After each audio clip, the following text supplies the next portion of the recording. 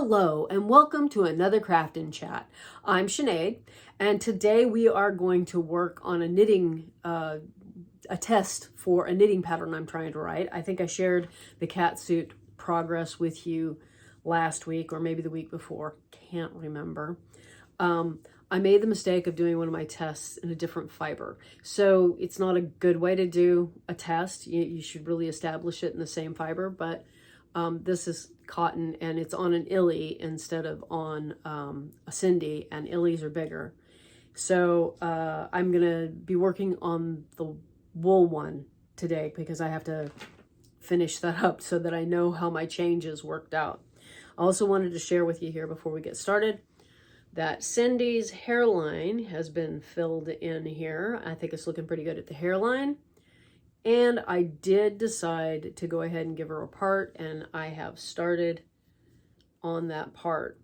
It'll have 2 rows really close together so that the hair can lay in a part.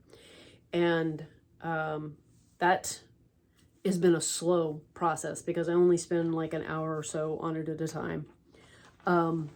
So let's turn the camera around and get started knitting. So we're partially into the leg. I guess we're almost, this leg is all, well, it's close to getting done. This is where the sleeves go, and this is the second leg. One of the main things that I did change was knitting the legs in the round. I had been seaming them, and I was like, if you're gonna have to knit in the round to do the sleeves, because I don't know any other way to pick that up, then you need to knit in the round to do the legs too. Keep it consistent looking, I guess.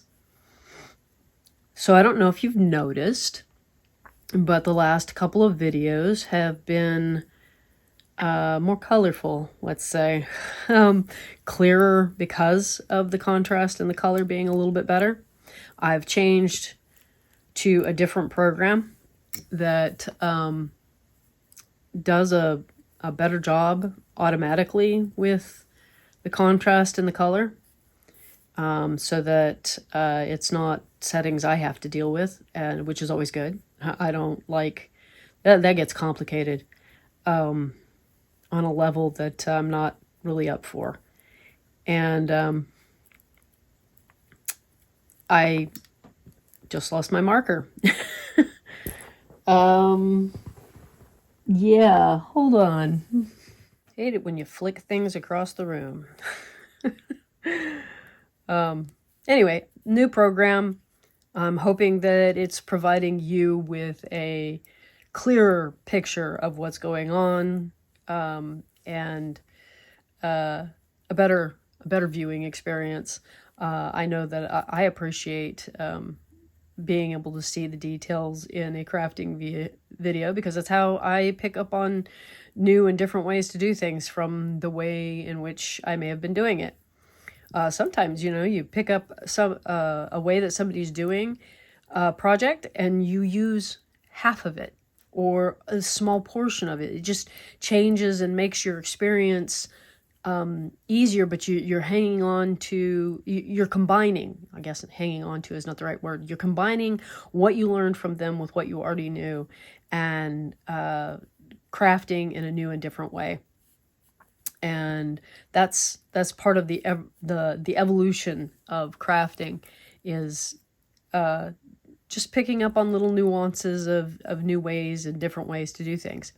This week's dollhouse has been going along so much smoother because of things I've picked up from other people, and and just the experience of doing it again. You know, I'm doing a lot of the same steps I've done now twice before in recent history. I know for me, if it's been years since I did something, it's almost the same as starting from scratch. I forget so much of what I did before, and there went my ball of yarn. That's less important that I retrieve. We're having that kind of day, I guess.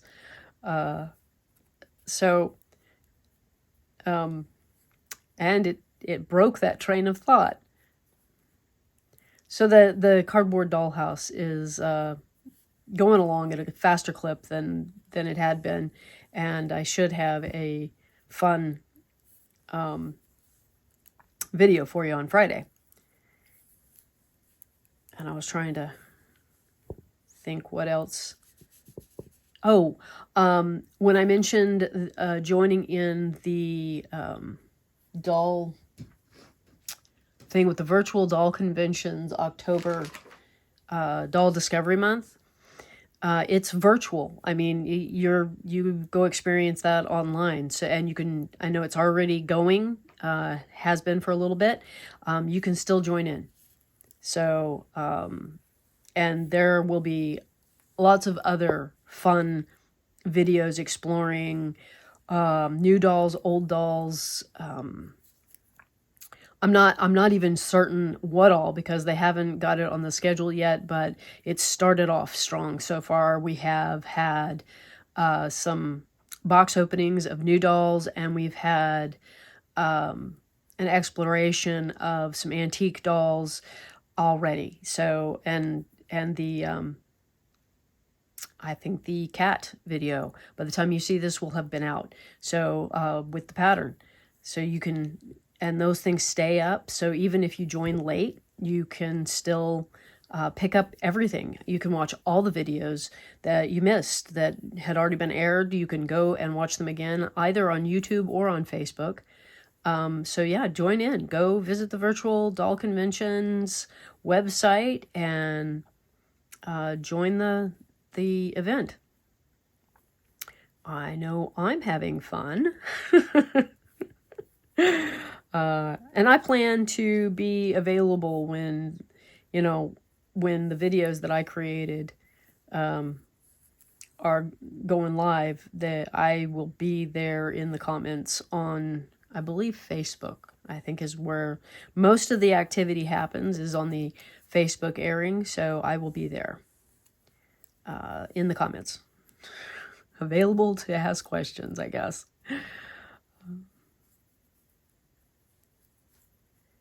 And I don't know about you, but knitting is something I can do, but it is not a strong I'm not good at documenting. It's harder for me to document a knitting pattern than it is for me to document a sewing pattern. So, and thank you to anyone who has gone over and purchased patterns recently or plan on purchasing patterns. I always appreciate your patronage that way. I know that it's a little bit of a niche space for the sewing patterns, because most of them, not all, are for the tiny ball jointed dolls. I have tried to stick to things that I couldn't find. So like this cat suit, I couldn't find a pattern I was happy with. I found the vintage pattern, but it was confusing, and probably I think it was knit flat, and anyway, I didn't like the results either. So I just was like, well, if I'm going to knit it for myself, if I'm going to figure it out, then I'm going to try and document it, which is how almost every single pattern has come to be. It's either been, I wanted a pattern for it, and so therefore I sat down and figured it out, or someone asked me, and for patterns for a certain doll. And I've done that twice that I can remember right now, where I was asked to make patterns for a certain doll, and the one person sent me their doll so that I could work with it, which, if I don't have the doll, I will need to have access to the doll to be able to make patterns. I don't work from measurements real well. I mean, I can do it, have done it, but I never feel confident producing a pattern that way. I might produce a garment that way, and That way I send it to the person, and if it's not right, I can try again. That I've done. And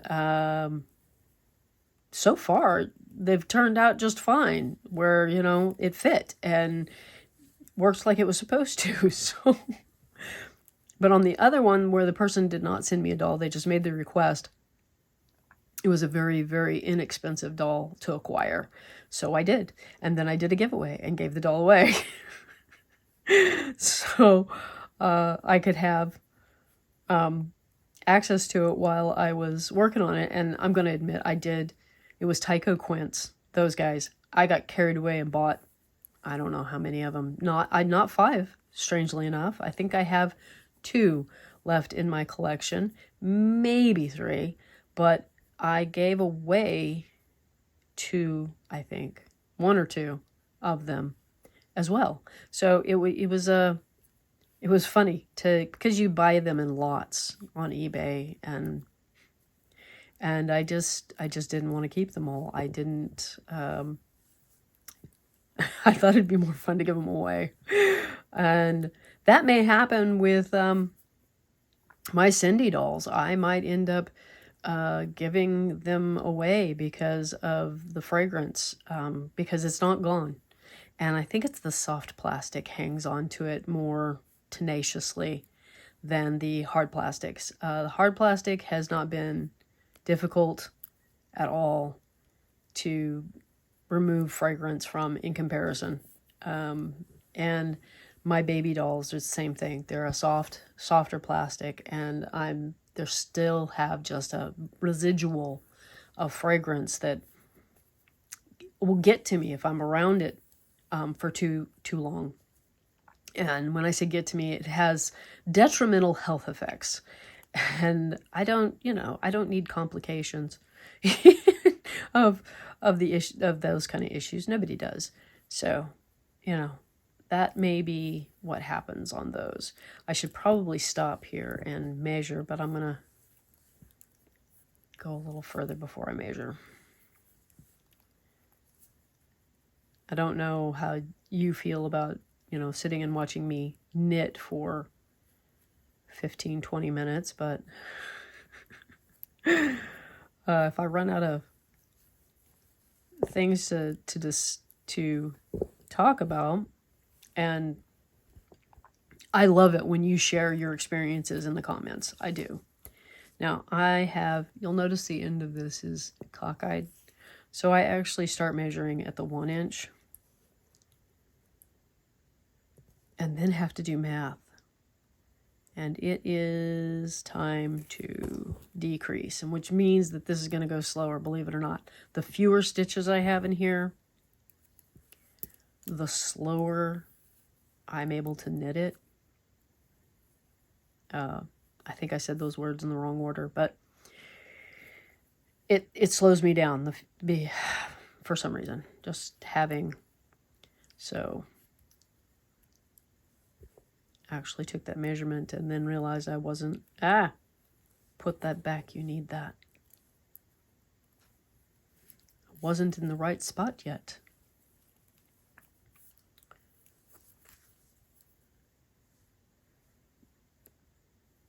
So my instructions on this say to pass the stitch, knit the next stitch, and then pass the stitch over. You can get the same effect by knitting, by picking up 2 stitches together, which I can't do today. Oh, that's going to be fun. Pick up 2 through the back loops and knit them, and it'll turn out the same lean on the decrease. Which is if you're a knitter, which is your preferred way of decreasing?